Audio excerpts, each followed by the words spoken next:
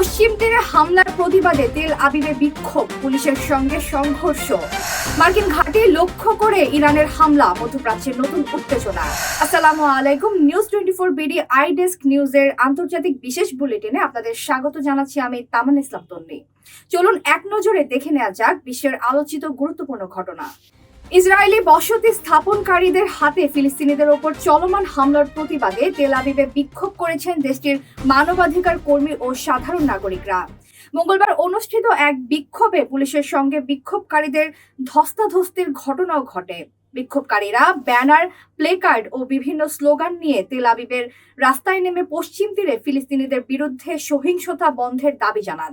এক পর্যায়ে পুলিশ তাদের অগ্রযাত্রায় বাধা দিলে উভয় পক্ষের মধ্যে উত্তেজনা ও সংঘর্ষের সৃষ্টি হয়। ঘরে বা ইন্ডাস্ট্রিতে ম্যাগনেস্টার কেবলস, বিশুদ্ধ কপারের নিরাপদ কেবলস, আপনার নিরাপত্তার সঙ্গী। প্রতিবাদ সমাবেশে অনেককে মার্কিন প্রেসিডেন্ট ডোনাল্ড ট্রাম্প এবং ইসরায়েলের প্রধানমন্ত্রী বেনিয়ামিন নেতানিয়াহুর প্রতীকী মুখোশ ও পুতুল বহন করতে দেখা যায়। বিক্ষোভকারীদের অভিযোগ, পশ্চিম তীরে বসতি স্থাপনকারীদের সহিংসতা দিন দিন বাড়ছে এবং তা অবিলম্বে বন্ধ করতে হবে। একজন মানবাধিকার কর্মী বলেন, গত কয়েক সপ্তাহ, মাস এবং বছর ধরে পশ্চিম তীরে যা ঘটছে তা ভয়াবহ ও অনৈতিক। সেখানে ফিলিস্তিনিদের উচ্ছেদ এবং জাতিগত নিধনের মতো পরিস্থিতি তৈরি হয়েছে। এতে শুধু ফিলিস্তিনিরাই নয়, আমাদের ভবিষ্যৎ ঝুঁকির মুখে পড়েছে। গত 24 জুলাই পশ্চিম তীরে ইসরায়েলি বসতি স্থাপনকারী এবং ফিলিস্তিনিদের সংঘর্ষে 4 ফিলিস্তিনি ও 2 ইসরায়েলি নিহত হন। মার্কিন প্রেসিডেন্ট ডোনাল্ড ট্রাম্প ও ইসরায়েলের প্রধানমন্ত্রী বেনিয়ামিন নেতানিয়াহুর বৈঠক শেষ হওয়ার কয়েক ঘন্টার মধ্যেই জর্ডানে অবস্থিত একটি মার্কিন সামরিক ঘাঁটিতে ক্ষেপণাস্ত্র হামলা চালানোর দাবি উঠেছে ইরানের বিরুদ্ধে। HPL UPVC pipe and fittings, শক্ত, মজবুত ও দীর্ঘস্থায়ী, এক পাইপে জীবন পার।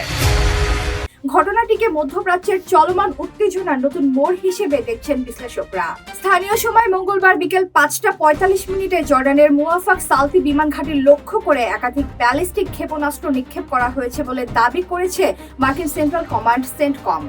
মার্কিন সামরিক কর্মকর্তাদের দাবি, ঘাঁটিটিকে লক্ষ্য করে অন্তত 4টি ব্যালিস্টিক ক্ষেপণাস্ত্র ছোড়া হয়। হামলার পর সামাজিক যোগাযোগ মাধ্যমে ইরানের ক্ষেপণাস্ত্র উৎক্ষেপণের ভিডিও ছড়িয়ে পড়ে, যদিও এসব ভিডিওর সত্যতা স্বাধীনভাবে যাচাই করা সম্ভব হয়নি।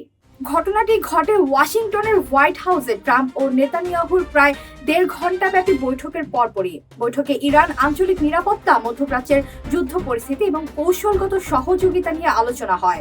বৈঠক শেষে নেতানিয়াহু একে নিজের রাজনৈতিক জীবনের অন্যতম সফল বৈঠক বলে মন্তব্য করেন। এর অল্প সময়ের মধ্যেই জর্ডানের আকাশে সতর্কতামূলক সাইরেন বেজে ওঠে এবং লক্ষ্যবস্তু হয় মার্কিন বিমান ঘাঁটি। বিশ্লেষকদের মতে হামলাটি শুধুমাত্র সামরিক আঘাত নয়, বরং যুক্তরাষ্ট্র ইসরায়েলের জোটের প্রতি একটি শক্ত রাজনৈতিক ও সামরিক বার্তা। মার্কিন নৌবাহিনীর সাবেক গোয়েন্দা কর্মকর্তা ও নিরাপত্তা বিশ্লেষক ম্যালকম ড্যান্স বলেন, ইরান সরাসরি বৃহৎ যুদ্ধ শুরু করার পরিবর্তে কৌশলগত চাপ সৃষ্টি করতে চাইছে।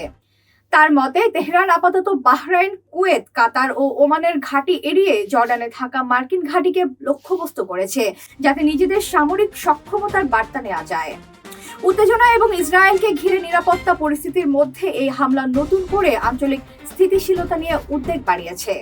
এতক্ষণ আপনাদের সাথে ছিলাম তামান্না ইসলাম তন্নি। প্রতিদিনের নিউজ আপডেট পেতে আমাদের সাথেই থাকুন।